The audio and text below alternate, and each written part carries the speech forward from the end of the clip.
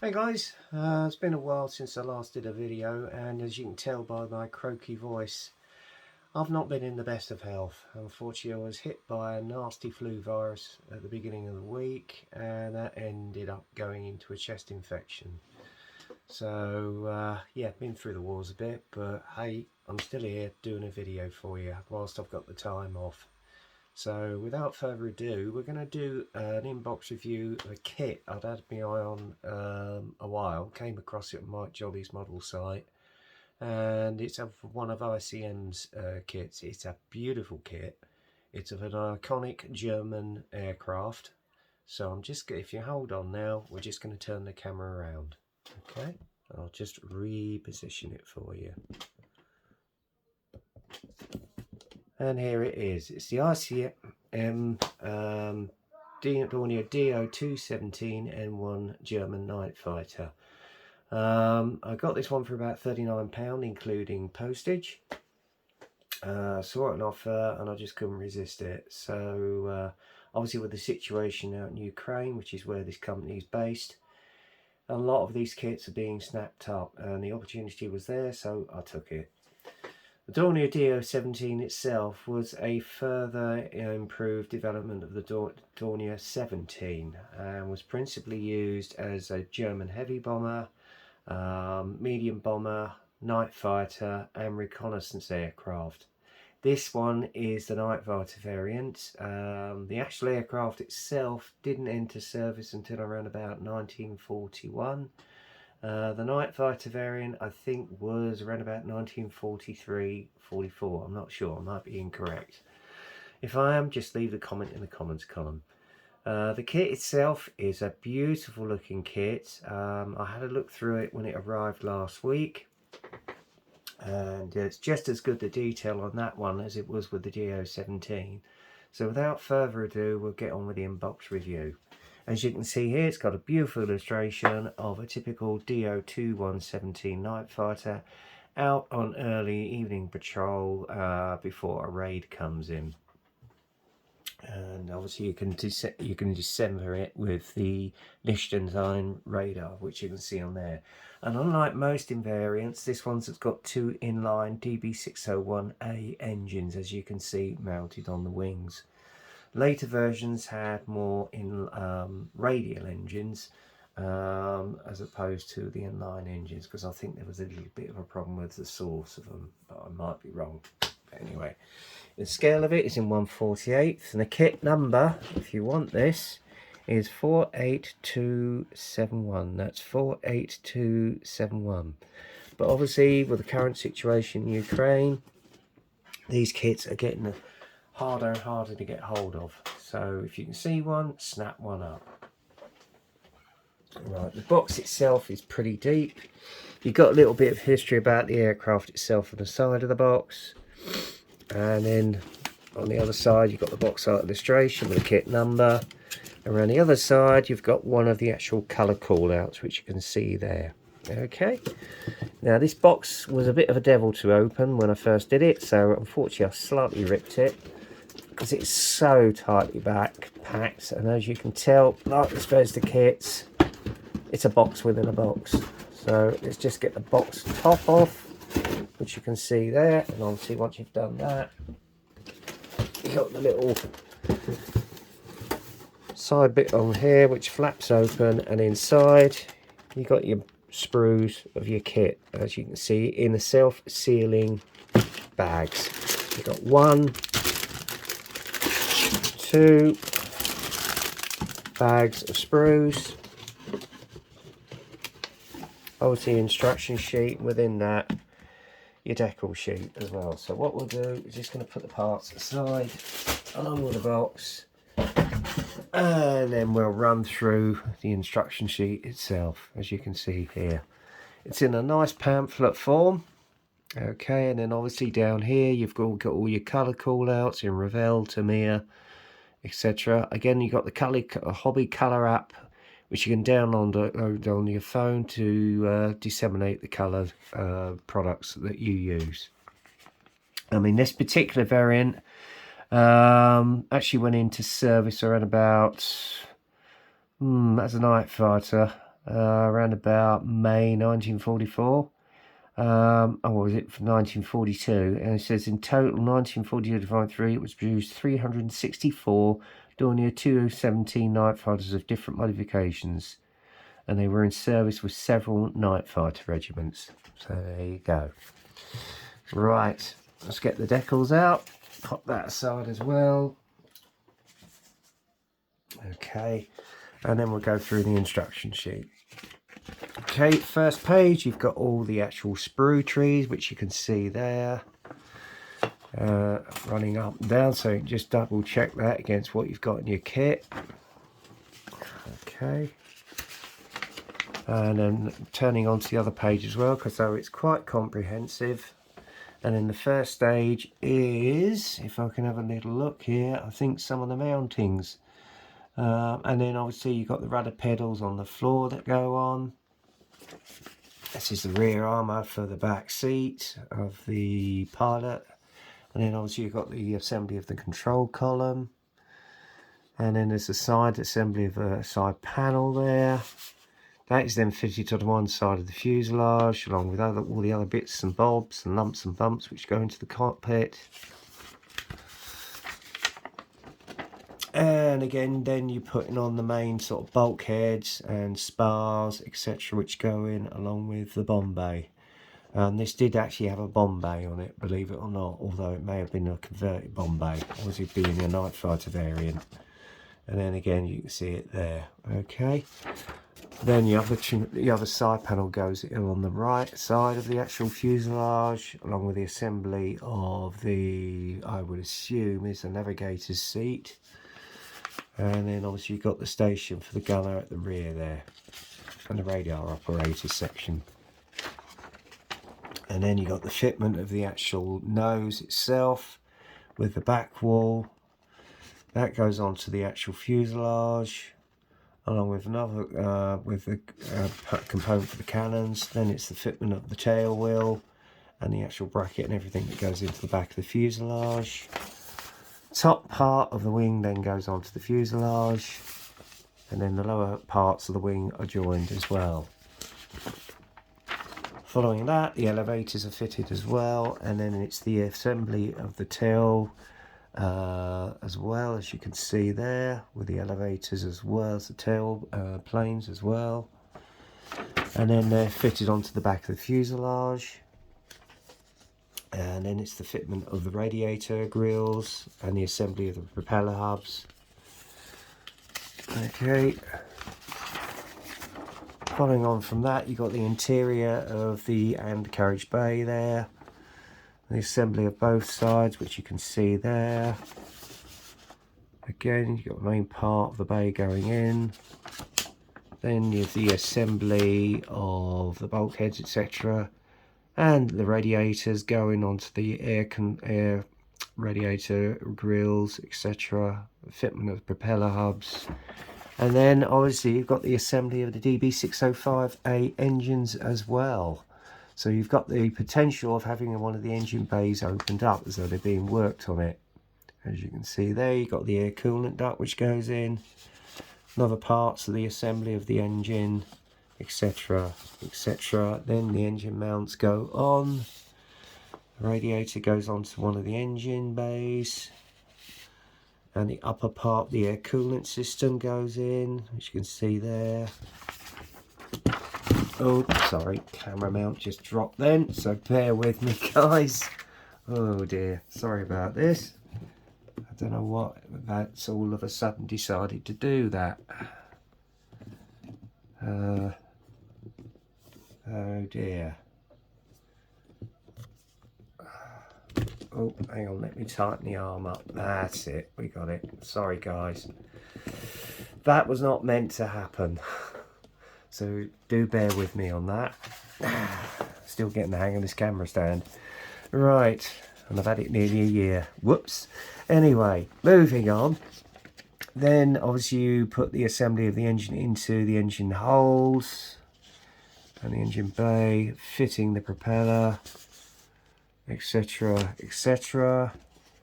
And then obviously you put the radiator mufflers on, they're fitted to the engine as well. Then propeller hub goes on, and you're done. Then it's the assembly of the main undercarriage. You've got the main wheels, the undercarriage hydraulics go in. They're then fitted into the engine bay, undercarriage bay as it were. And also you've got the undercarriage doors going in, and other sub-assemblies, etc., which you can see there. Okay, next stage is the fitment of the engines to the main wing, and then obviously you've got the fitment at the actual gunner's positions and glazing, which goes on at the rear of the under wing mount or under fuselage mount, which you can see there. Then the actual bomb bay door goes on to the fuselage, along with the air strakes. I don't know what those are, but you'll have to sort of bear with me on that. Sorry, I'm just trying to get this into camera shot. I'm not quite sure what these are. Maybe that's part of the strengthening system for the main undercarriage bay. I have no idea. Then you got the fitment of the actual wing tank, which goes in, and obviously that then goes in with the undercarriage, well, the bomb bay doors. Obviously that's used to be for the access to the fuel tank, I would assume. And then the next section is obviously you put the rear doors for the tail unit going to tail wheel, as it were, which goes on there along with another part of the undercarriage fuselage system there. So sorry about that. And then obviously you've got the fitment of the rear gun frame, which goes into the cockpit there for the rear gun mount of the cockpit. Then the frame goes in as well. There's your gun mount, which goes in. Glazing goes in onto the fuselage, and obviously you've got the rear mount for the gun as well as the turret there as well, with the glazing which goes on. Once that's done, you put the airspeed indicators on and the whip aerials on, and the pitot tube on, and then it's the fitment of the MG guns to the nose, as is indicated here. And then you got the assembly of the Liechtenstein radar, which then goes onto the nose of the aircraft as well. And then that is basically it. Next thing we've got is the colour callouts. This is just the placement for all your stencils, which you can see on here and here. And obviously you've got the colour callouts of various aircraft. Okay, so the first one is a sort of two-tone grey version, based at Rechlin in Germany in spring of 1943, which I assume may have been the prototype. And then an in-service machine, again at Rechlin, Germany, summer 1943. And another one also based in Denmark as well. Doesn't give you Jagdstaffel or anything like, or Jagdstaffel 3. And this one, which is probably more than likely the variant I'm going to do, is of an aircraft of the second Jagdgeschwader for Germany late 1943. That's more than likely the one I'm going to actually do. So there you go. Right. Let's have a look at the kit itself. We've got them in two seal bags, resealable bags actually. I'm just going to take one out first.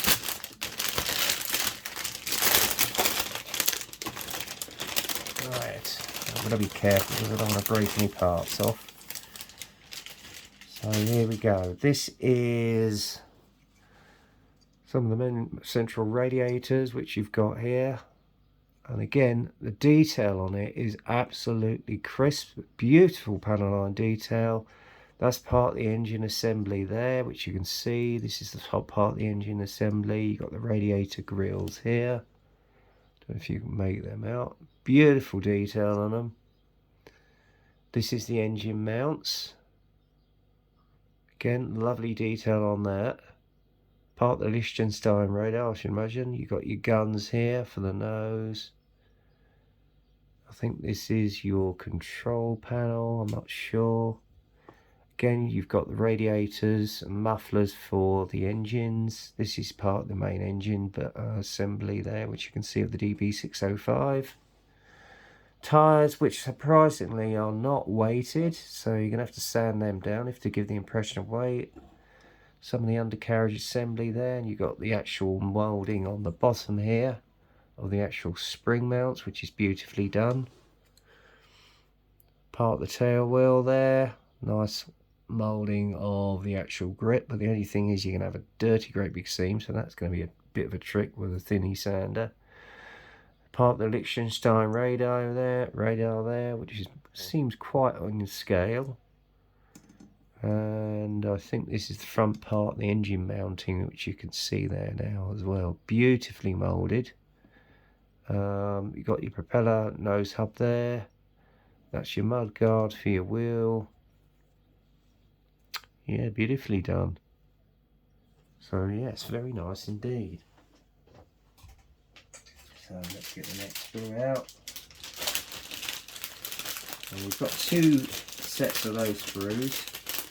And then obviously we've got the fuselage halves and the tail planes coming on this section. Here we go. And again, this is the rear, I would say fuselage mount. Again, then some nice level of detail on there, which you can see. Tail planes are beautifully produced. A little bit of mould thing there with the moulding process, but that ain't gonna notice once you get it painted and washed up. There's part of the elevators there. Again, nice panel line detail on that, come out nice for the wash. This is part of the actual lower bomb bay, and there's your bay doors as well, right here. Actually, let's get that right into the right sort of space so you can see up close with the detail on the camera. It's beautifully done. That's part of the interior again there, nicely done. Fuselage itself is beautifully moulded as well, as you can see here. Again, lovely panel line detail along it. And yeah, pretty impressive. And then obviously you've got your tail planes, which you can see here. Beautiful panel line detail again, right here. Sorry, I'm trying to get this into the right angle here. And obviously you've got the rudders on there as well. Beautiful detail on those as well. And then you've obviously got the other fuselage half right here. Hence why they called it the flying pencil, because it looks so thin. And just get that back of the bag, and I'll just show you on the other sprue that I just brought out.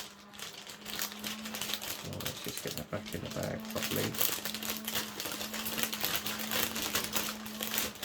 Sorry about the mowers outside, because obviously it's a bank holiday. Everybody's out doing their gardens.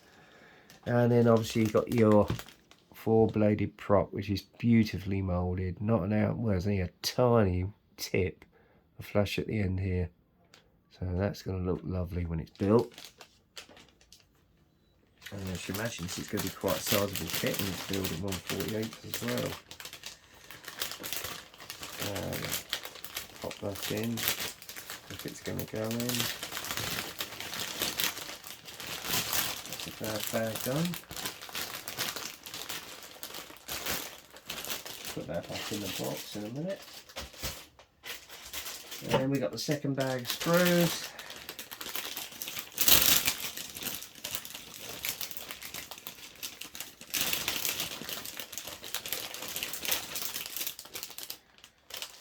Okay, and this is going to be part of the cockpits and the glazing for the gun mounts, etc. Again, that's resealable.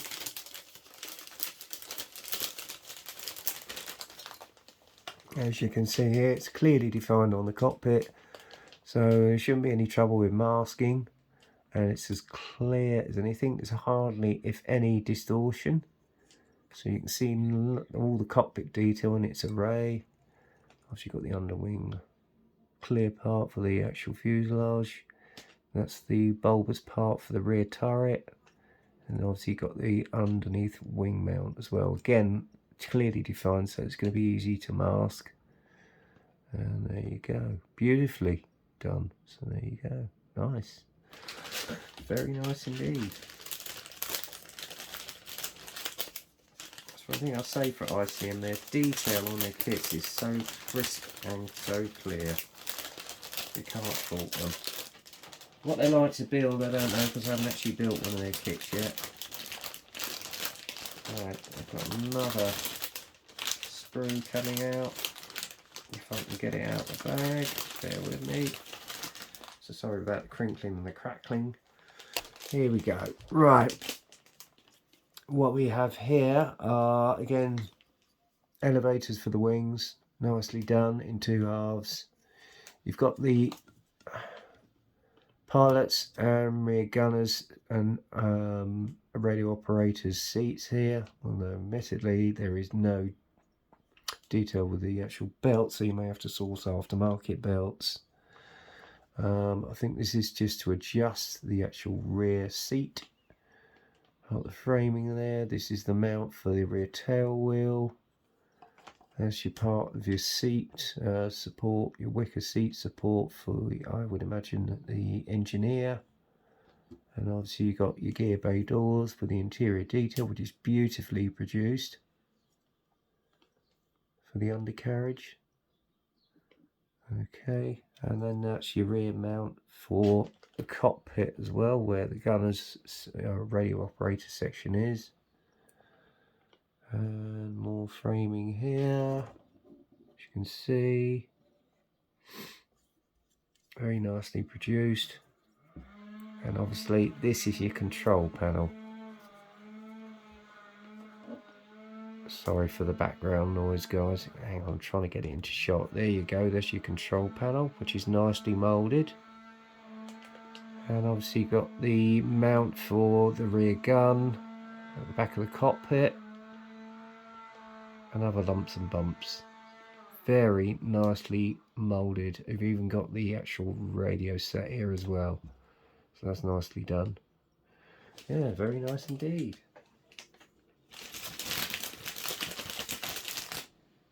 And then obviously we've got the engine mounts and some of the actual frame for the internals of the fuselage or the bomb bay, or whatever it is. Let's have a little look here.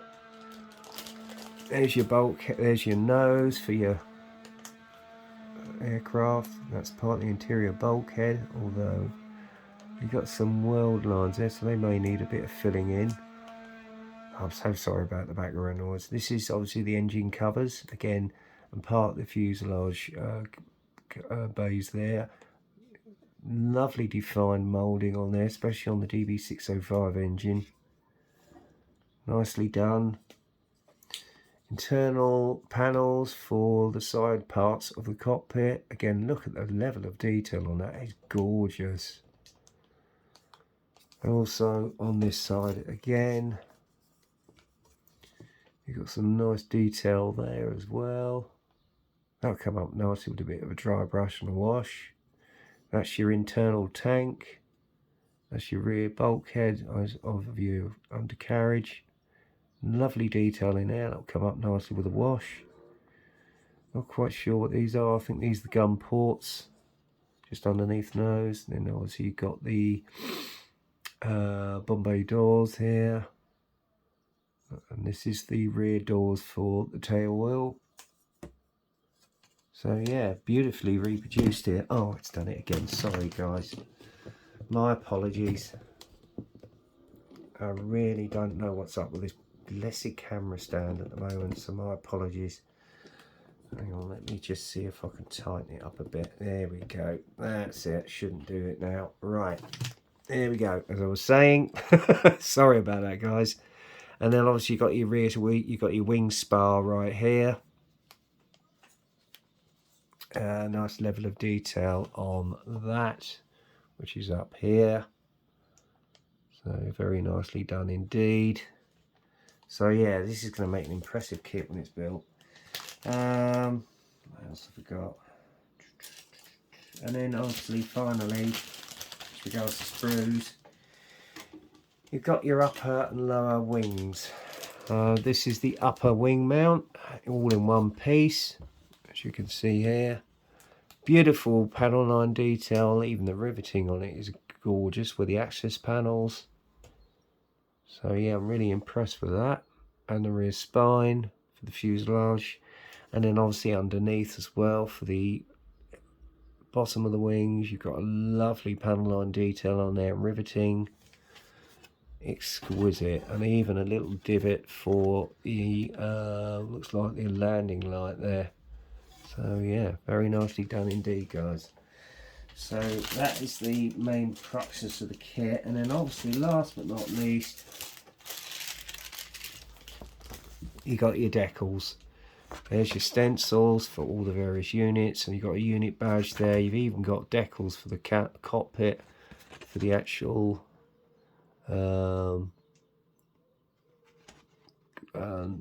instrument dials. So that's a nice touch. And then obviously you got your crosses, etc., your Balkan crews, and then obviously your codes. Now I'm not sure if these decals are actually printed by Cartograph or not. I think they're by ICM themselves.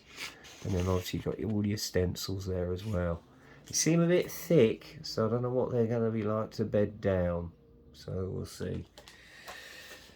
But there you go, that's the kit in a nutshell. I have to say the level of detail on it is absolutely exquisite.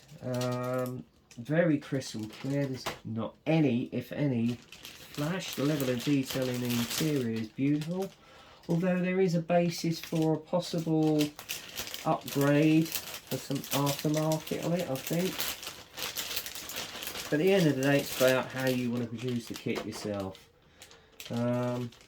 I myself am not going to build it just out the box. I'm going to see if I can get some aftermarket seat belts, etc., just to enhance the cockpit more. But all in all, it's a beautiful looking kit, and for £39 plus post, that's not bad actually. Well worth the buck. So I'm just in the process of trying to get everything back where it is. So bear with me a minute, guys.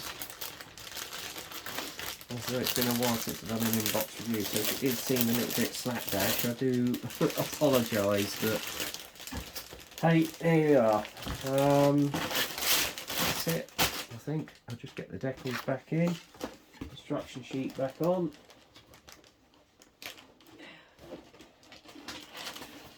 Seal the box. And I think we're pretty much done. And damn it, this thing's never easy to get back. Right, just bear with me. I'm just going to get the lid back on. And we should be there. See, it's a bit tight, but there you go. And there she is. That is the ICM 148th Dornier Do217 N1 German Nightfighter, and it's well worth the buck. Anyway, I hope you enjoyed this inbox review. As I'm off, I might well be doing a few more over the course of the weekend. So until the next time, stay safe, keep well, happy Easter, and just before I go, some rather sad news. I was just informed this afternoon that our fellow modeller Steve Mottram has been rushed to hospital and is quite critically ill. If you look on Greg Riley's video, he'll go more into depth with it. So I think we can all join and wish Steve a speedy recovery, and that he'll be and that he's going to be okay. And as I say, he's a top draw bloke. He always puts himself first before others. I mean, he's a very generous guy when he's willing to help anybody out, and it's just a cruel twist of fate that he's having to go through this at the moment. I know he's been off air for quite a while because he's been unwell and ill, but yeah, to hear that he's been rushed into hospital in such a critical condition is very sad, and I'm sure we're all sort of pray for his recovery. So there you go. Anyway, Steve, if you should see this video, mate, get well, and just take it easy, and we all want you to be well enough to get back onto YouTube with all those great videos. So there. Anyway, on that rather somber note, I'll finish this video. So as I say, Steve, get well soon, mate. We're all thinking of you, and we're all praying for you, that you're going to be home soon, safe with your son and your family. So there you go. And you'll be amongst us chatting away as you normally do, and sending me all those videos that you kindly do as well. So there you go. Anyway, that's it for now, guys. So until the next time, get kit crazy, happy modelling, stay safe, keep well, and enjoy your Easter weekend. Cheers.